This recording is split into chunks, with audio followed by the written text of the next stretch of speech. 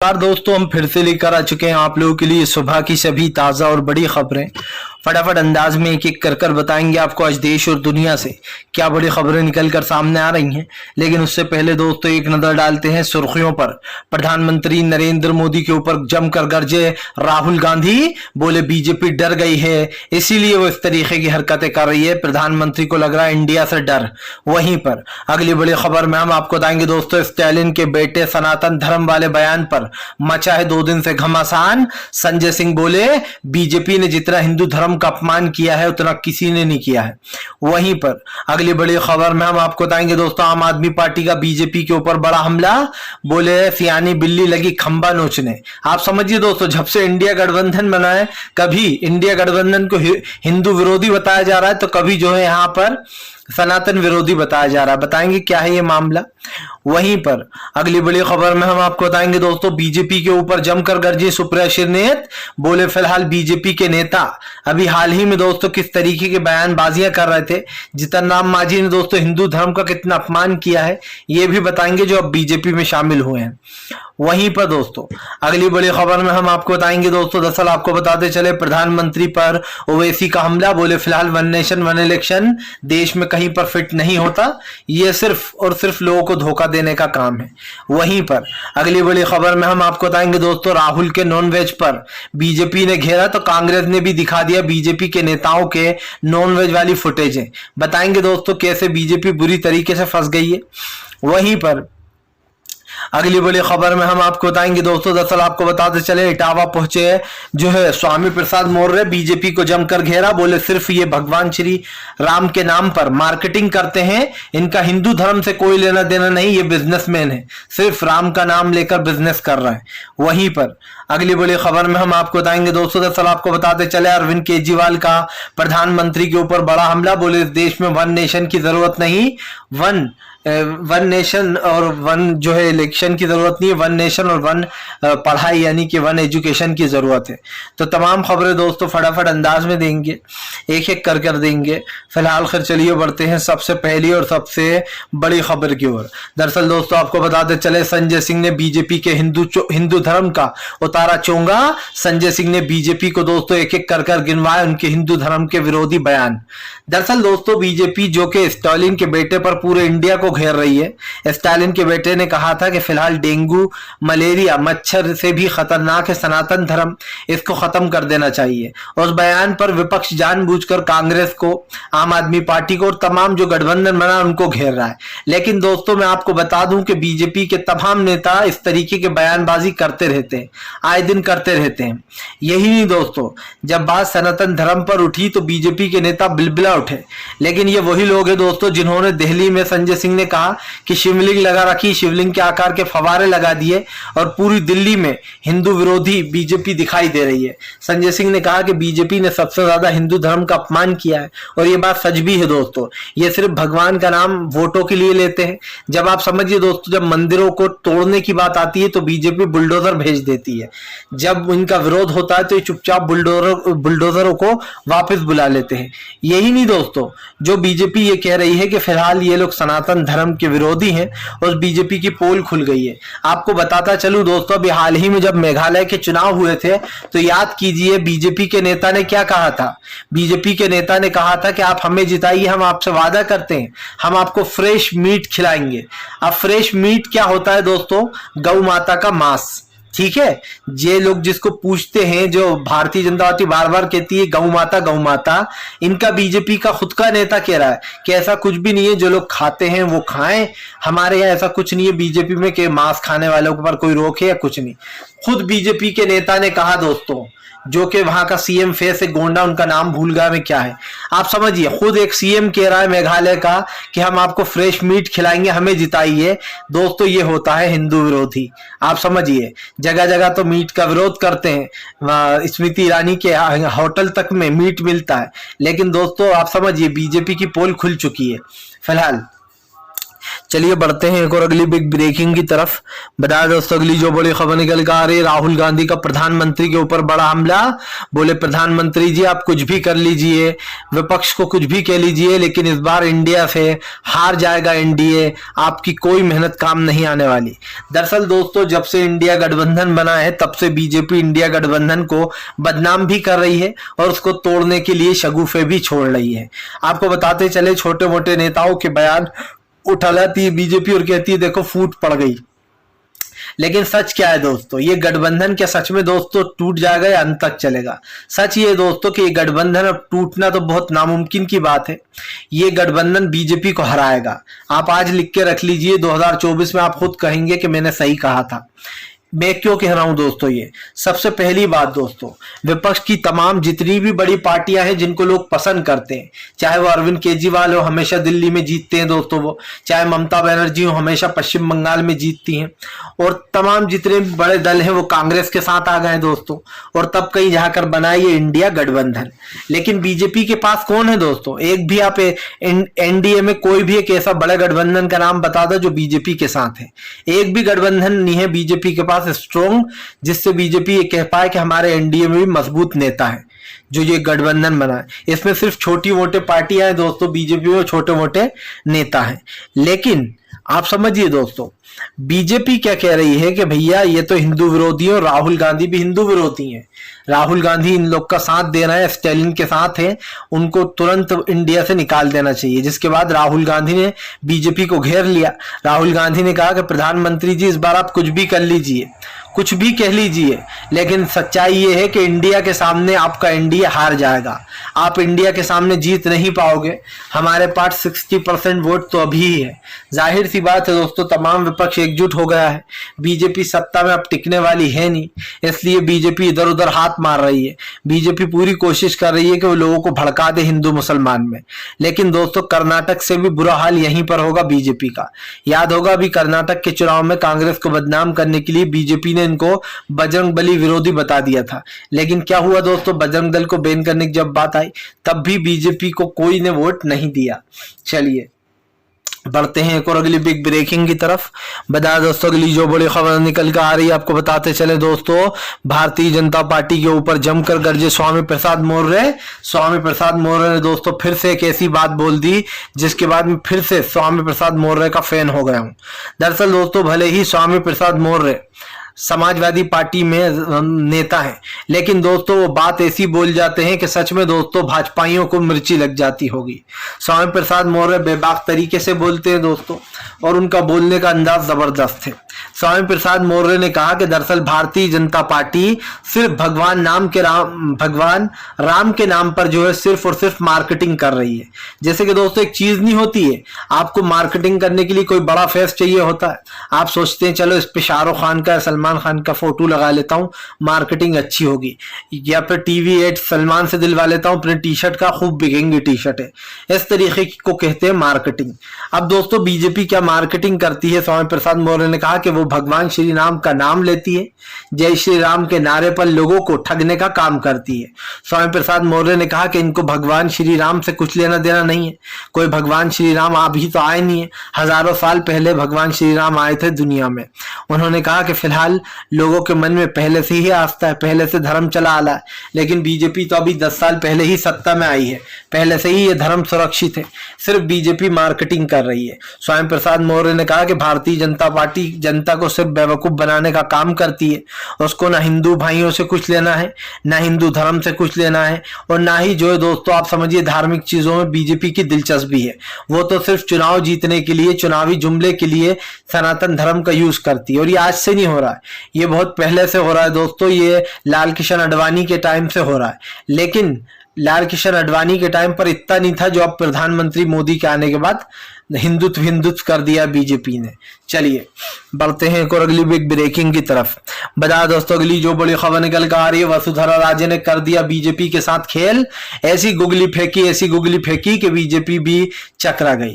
दरअसल दोस्तों पहले ही दिखाई दे रहा था वसुंधरा राजे के साथ बीजेपी ने खेल किया। बीजेपी ने वसुंधरा राजे का नाम दोस्तों स्टार प्रचारक की लिस्ट से निकालकर बहुत बड़ी गलती कर दी, क्योंकि वसुंधरा राजे अब बीजेपी के खिलाफ हो गई हैं। उन्होंने बीजेपी के खिलाफ मोर्चा खोल दिया है। आपको बताते चले, हो सकता है आज वसुंधरा राजे ये ऐलान कर दें दोस्तों कि वो कांग्रेस के साथ हैं। दरअसल आपको बताते चले, वसुंधरा राजे से अभी कुछ दिन पहले, 2 दिन पहले, कांग्रेस के बड़े दिग्गज नेता गौरव गोगोई मिले थे। गौरव गोगोई से मुलाकात के बाद वसुंधरा राजे और उनकी फोटोज वायरल हो गई थी। अब आपको बता दें, कल वसुंधरा राजे जो है वो मंदिर पहुंची बाबा का आशीर्वाद लेने, जिसके बाद वसुंधरा राजे ने कहा कि अगर मैं आज ही आपको सब कुछ बता दूंगी तो कल हम क्या करेंगे मीटिंग में, जब हम आपको बताने वाले हैं कि हम क्या कर रहे हैं। दरअसल दोस्तों कयास ये लगाया जा रहा है कि आज वसुंधरा राजे या तो कोई ऐसी अनाउंसमेंट कर सकती हैं जो बीजेपी के खिलाफ होगी, या फिर वो डायरेक्ट जो है कांग्रेस में शामिल होने वाली हैं। हालांकि ज्यादातर चांसेस कांग्रेस में जाने के ही लग रहे हैं मुझे। जिस तरीके से वसुंधरा राजे के कल दोस्तों मैंने उनकी लैंग्वेज देखी, आप इंसान को दोस्तों जरा पकड़ लेते हो, उसके बोलने के स्टाइल से, उसके बोलने के लहजे से आपको समझ में आ जाता है किस में एटीट्यूड है, कौन किस लहजे में बात कर रहा है, कौन किसको जो है यहाँ पर बड़ा झटका दे सकता है। और जब मैंने वसुंधरा राजे की बातें सुनी, मुझे ऐसा लगा कि अब वो बीजेपी के खिलाफ मोर्चा खोलने वाली हैं और बीजेपी के खिलाफ चुनाव लड़ेंगी। अब हो सकता है दोस्तों मैं भी ये बात सच है। फिलहाल चलिए बढ़ते हैं एक और अगली बिग ब्रेकिंग की तरफ। बता दोस्तों अगली जो बड़ी खबर निकल कर आ रही है दोस्तों, आप समझिए, जो लोग अभी 1 दिन पहले तक दोस्तों कांग्रेस को और तमाम लोगों को हिंदू विरोधी बता रहे थे कि ये इंडिया गठबंधन हिंदू विरोधी है, वो लोग दोस्तों अब उनका ही कांग्रेस वीडियो निकाल लाई। दरअसल दोस्तों योगी बाबा के मंत्री को इतनी भी शर्म नहीं है कि शिवलिंग के पास हाथ नहीं धोए जाते, लेकिन दोस्तों बाकायदा वहां पर बहुत सारे लोग खड़े हुए हैं और बीजेपी के जो मंत्री हैं सतीश शर्मा, इनका एक वीडियो वायरल हो गया है जिसमें ही शिवलिंग के पास हाथ धोते हुए नजर आ रहा है। अब दोस्तों मजे इस बात के आ गए कि जब बीजेपी 1 दिन पहले ही हिंदू विरोधी का नारा उठाए हुए बैठी थी कि चलो अब बीजेपी कांग्रेस को घेरते हैं, तो उल्टा दोस्तों यहां पर बीजेपी ही घिर गई है। अब बीजेपी के मंत्री ने ही उनका तीर उनके पिछवाड़े की तरफ ही कर दिया है, यानी कि उड़ता हुआ तीर दोस्तों खुद ही बीजेपी की तरफ चला गया है। आपको बताते चले, बीजेपी के एक मंत्री हैं उत्तर प्रदेश के, आप इनका नाम है दोस्तों सतीश शर्मा। सतीश शर्मा ने शिवलिंग के पास न सिर्फ हाथ धोए दोस्तों, बल्कि वहां पर पुजारी ने उनके हाथ धुलाए भी, और उन्हीं के पास दोस्तों आप देख सकते हैं तमाम लोग खड़े हुए हैं, लेकिन शिवलिंग के पास जब वो हाथ धो रहे हैं तो उनको किसी ने रोका नहीं। जिसके बाद कांग्रेस ने ट्वीट कर जमकर घेरा। उन्होंने कहा कि फिलहाल ये लोग हिंदू विरोधी हैं, ये जहां पर भी शिवलिंग की आस्था है वहीं पर हाथ धो रहे हैं। इन्होंने कहा यह है भारतीय जनता पार्टी का हिंदुत्व का एजेंडा, जो बार बार खुल ही जाता है। जाहिर सी बात है दोस्तों, अगर आप कहीं पर गए हो, मंदिर में गए हो, तो क्या आप शिवलिंग के पास हाथ धो लोगे? जाहिर सी बात है, ये एक जो है अपमान हुआ शिवलिंग का। शिवलिंग के पास जाकर आप वहीं पर पूजा पाठ कर रहे हो, वहीं पर हाथ धो रहे हो, इससे क्या मतलब हो गया? अभी कल तक तो आप कह रहे थे कि हम सबसे बड़े हिंदुत्व के रक्षक हैं, और आपके नेता ही इस तरीके की हरकतें कर रहा है। यही नहीं दोस्तों, बीजेपी के नेता ने अभी पार्लियामेंट में क्या बयान दिया था, भगवान श्री राम और दूसरे भगवानों को लेकर किट्ठा उनकी तुलना ठर्रे और पौए से करी थी। मैं बता भी नहीं सकता, ऐसी वो टिप्पणी थी जो कि अपमानजनक थी किसी भी धर्म के लिए।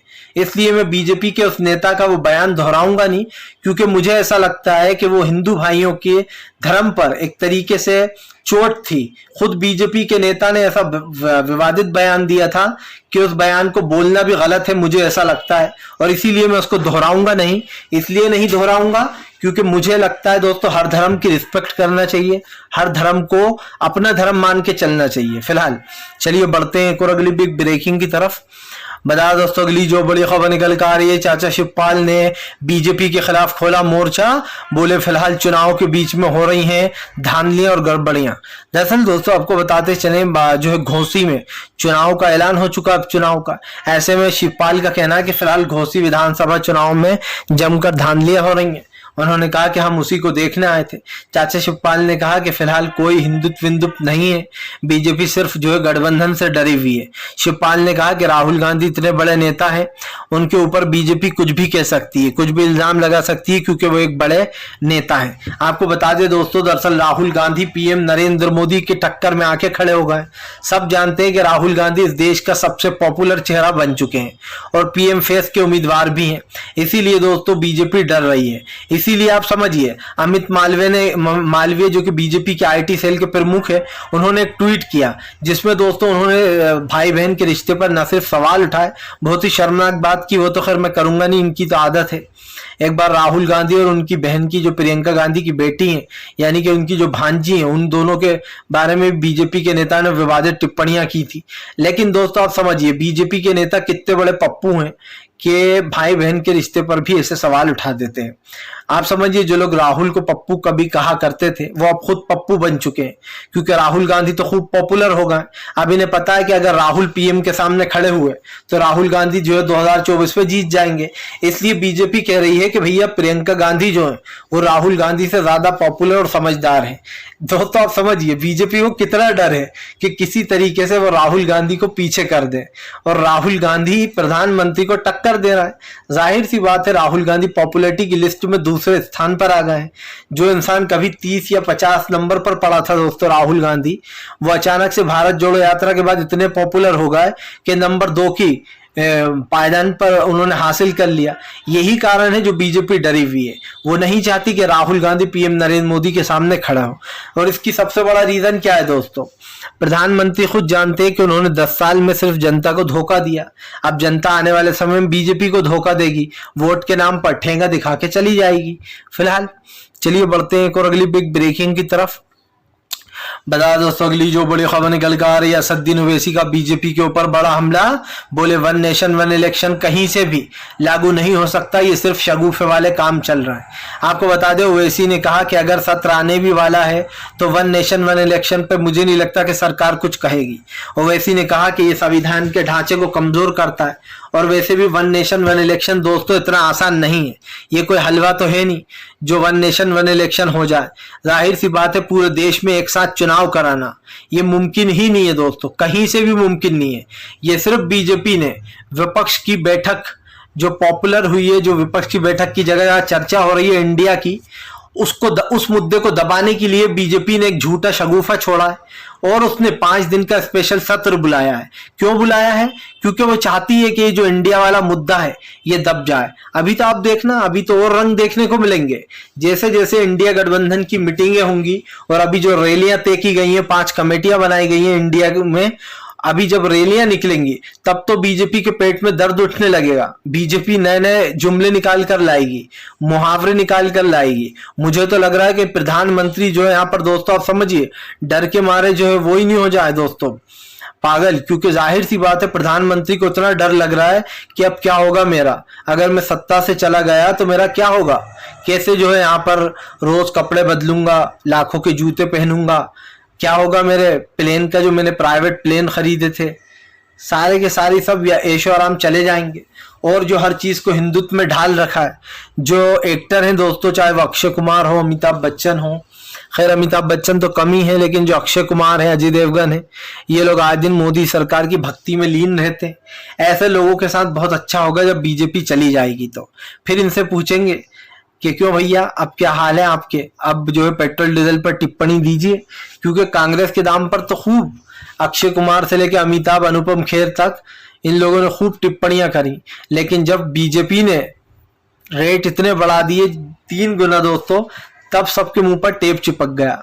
फिलहाल चलिए बढ़ते हैं एक और अगली बिग ब्रेकिंग की तरफ।